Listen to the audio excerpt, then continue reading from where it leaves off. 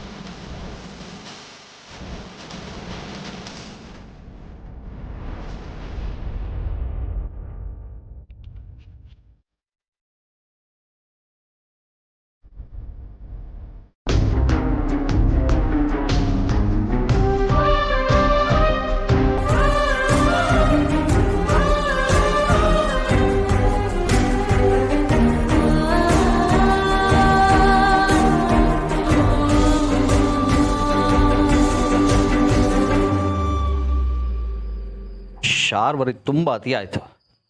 ಅವಳೇನಾದರೂ ನನ್ನ ಕೈಗೆ ಸಿಕ್ಕಿದ್ರೆ ನಾನೇ ಅವಳು ಪ್ರಾಣ ತೆಗಿತೀನಿ. ನನಗೆ ಗೊತ್ತು, ಆದರೆ ಇದು ಅಷ್ಟು ಈಸಿಯಾಗಿ ತಗೊಳ್ಳೋ ವಿಚಾರ ಅಲ್ಲ.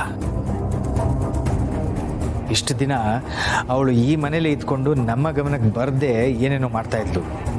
ಈಗ ಒಂದು ಹೆಜ್ಜೆ ಮುಂದೆ ಹೋಗಿ ನಮಗಿನ್ನೂ ಜಾಸ್ತಿ ತೊಂದರೆ ಕೊಡ್ತಿದ್ದಾಳೆ.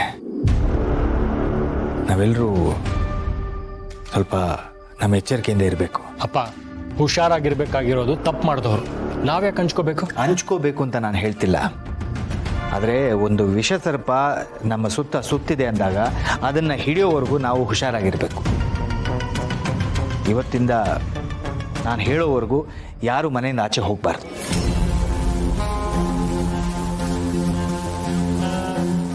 ಏನು ಹೇಳ್ತಿದ್ದೀಯ ಅಣ್ಣ? ಅವಳಿಗೆ ಹೆದರ್ಕೊಂಡು ನಾವು ಎಲ್ಲ ಕೆಲಸ ಬಿಟ್ಟು ಮನೇಲಿ ಕೂತಿರೋಕ್ಕಾಗುತ್ತಾ? ಹೌದಪ್ಪ, ಬೇಕಿದ್ರೆ ನೀವೆಲ್ಲರೂ ಮನೆಯಲ್ಲಿರಿ. ನಾನು ಅಭಿ ಆಫೀಸ್ ಕೆಲಸ ಮುಗಿಸ್ಕೊಂಡು ಆಚೆ ಹೋಗಿ ಬರ್ತೀವಿ. ಅವಿ, ನಿನಗೆ ಒಂದ್ಸಲ ಹೇಳಿದ್ರೆ ಅರ್ಥ ಆಗಲ್ವಾ? ನಾನು ಹೇಳೋವರೆಗೂ ಈ ಮನೆಯಿಂದ ಯಾರೂ ಒಂದು ಹೆಜ್ಜೆನೂ ಹೊರಗಡೆ ಇಡೋ ಹಂಗಿಲ್ಲ.